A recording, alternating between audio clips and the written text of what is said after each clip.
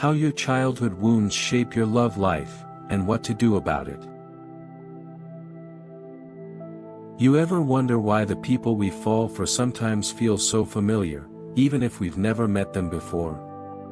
Or why certain patterns keep showing up in our relationships, no matter how different the partners seem?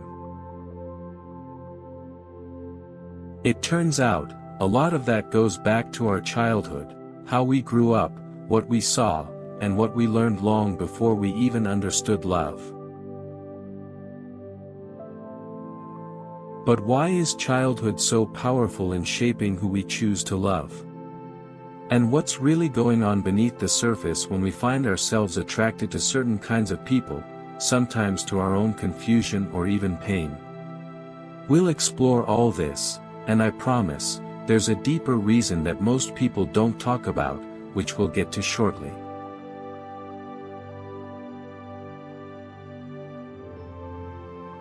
Let me start by sharing a story. When David was a kid, his home was a place where emotions were rarely spoken aloud. His parents believed showing feelings was a sign of weakness. So David learned early on to hide what he truly felt, stuffing down anger, sadness, or fear, because that was what kept the peace. Fast forward years later, David found himself drawn to partners who were emotionally distant, people who, like his parents, seemed uncomfortable with vulnerability. At first, he couldn't understand why this kept happening. But what David didn't realize was that his childhood taught him an unspoken lesson: love means withholding, protecting yourself by not fully opening up.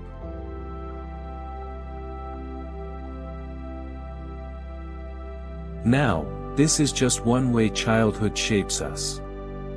Later on, we'll unpack more of these hidden lessons, things like how early experiences build the foundation of our expectations, sometimes setting us up to repeat familiar patterns that don't serve us.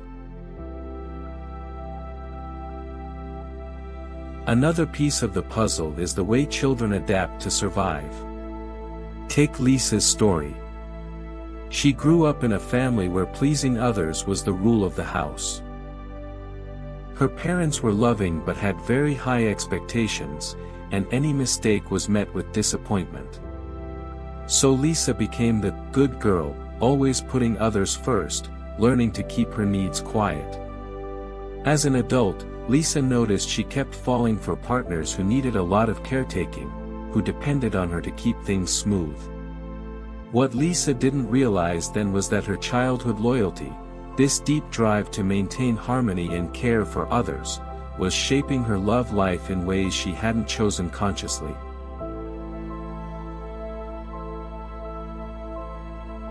We'll explore why these survival strategies from childhood become the blueprint for our relationships.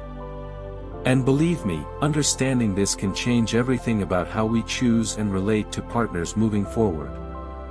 One last thought for this part: sometimes these childhood lessons aren't just about what happened in the home. They're also about what wasn't said, what wasn't possible, and even what was expected but never fulfilled. This can create a deep sense of longing or confusion that follows us into adulthood. We'll hear more about that when I tell you about Mark, whose childhood was filled with high expectations but little emotional connection, how that shaped his romantic choices in surprising ways. So stick around, because the stories and insights coming up will give you a fresh perspective on why your heart might be drawn to certain kinds of love, and how you can start to see those patterns clearly. You might be wondering, how exactly do these childhood experiences turn into the patterns we see in our adult relationships? It's not just about remembering what happened, it's about the way our minds and hearts adapted to survive and make sense of the world as kids. Those early lessons become a kind of invisible script we follow, often without realizing it. Take Sarah's story. Growing up, her family was loving but unpredictable, sometimes warm and present, other times distant or angry. As a child, Sarah learned to stay alert, always trying to anticipate what mood would come next so she could stay safe. That taught her a kind of emotional hyper-awareness that felt necessary back then, but as an adult, it made trusting others really hard. So, Sarah found herself drawn to partners who were similarly unpredictable, even chaotic at times. It felt familiar, because deep down, her nervous system was wired for that dance of closeness and distance. This push and pull, so common in relationships, can trace right back to childhood. Now, this is where things get really interesting. Often, we think of love as something magical and spontaneous, but what if it's also about the brain trying to find comfort in the familiar, even if that familiarity is painful? There's a concept called attachment styles, which we'll touch on more soon, but for now, just know that these patterns are how your mind learned to connect based on early experiences. It's not about blaming anyone. It's about understanding the invisible forces shaping your heart's choices. And speaking of invisible forces, let's talk about something less obvious but equally powerful: emotional entanglement. When Mia was a child, her parents were very strict and expected her absolute loyalty, no questions asked. Love, for Mia, meant obedience and putting her parents' needs first, even if it meant hiding parts of herself.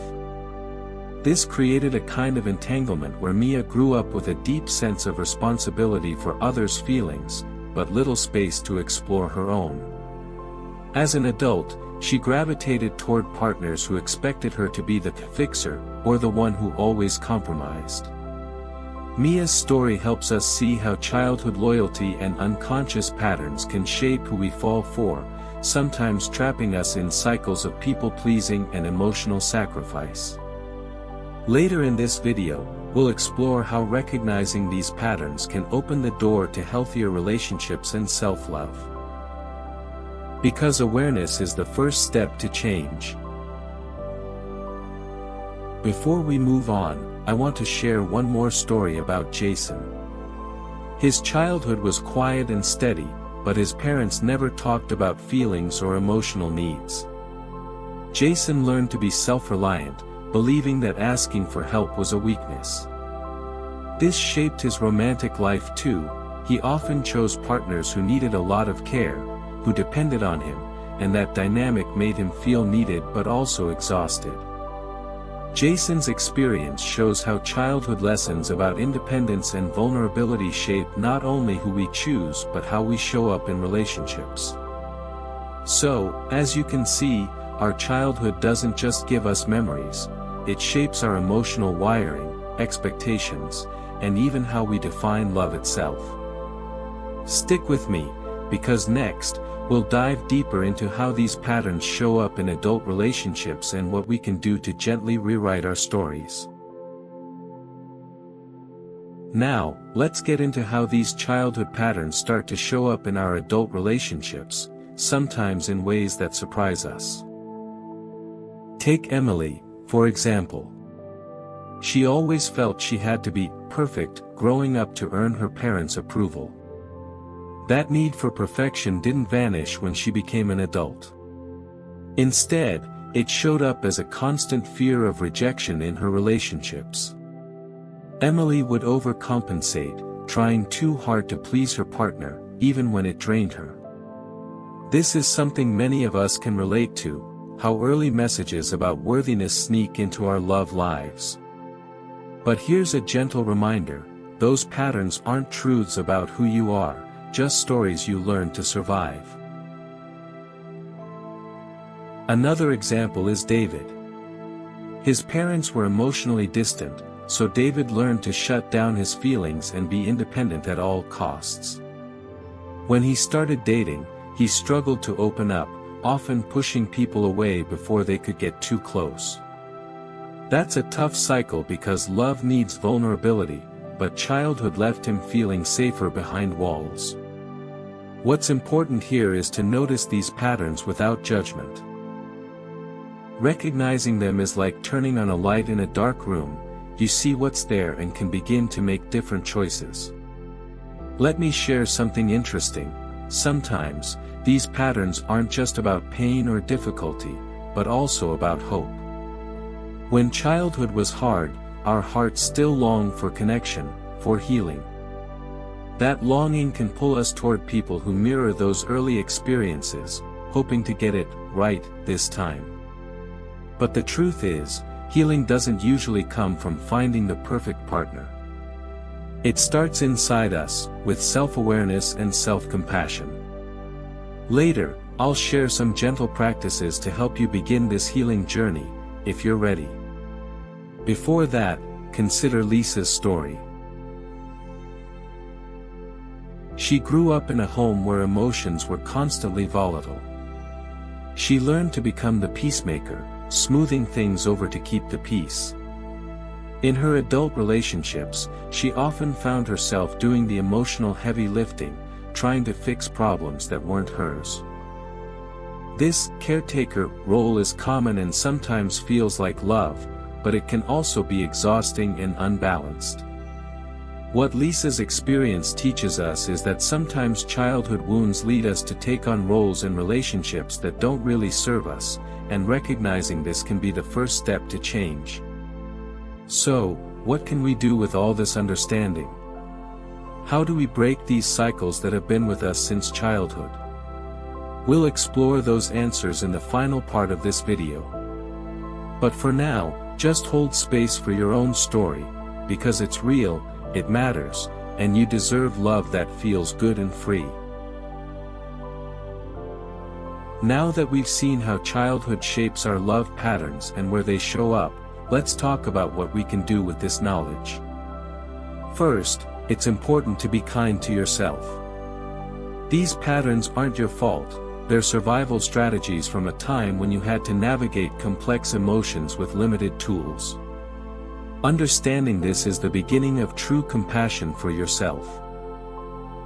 One thing that helps is simply noticing when you're reacting from those old patterns. For example, maybe you notice that urge to people please like Emily, or the instinct to shut down like David. Just pausing and saying, "Ah, there's that old habit again," can create a small space for choice. When I think about healing, it's not about erasing the past, that's impossible, but about making peace with it. It's like befriending parts of yourself you may have pushed away. Here's a story to illustrate. Jessica spent years jumping from relationship to relationship, each time hoping it would be different. But she was really trying to fix the loneliness she felt as a child. When she began therapy and started journaling about her childhood, she realized she was carrying wounds that weren't hers to carry anymore.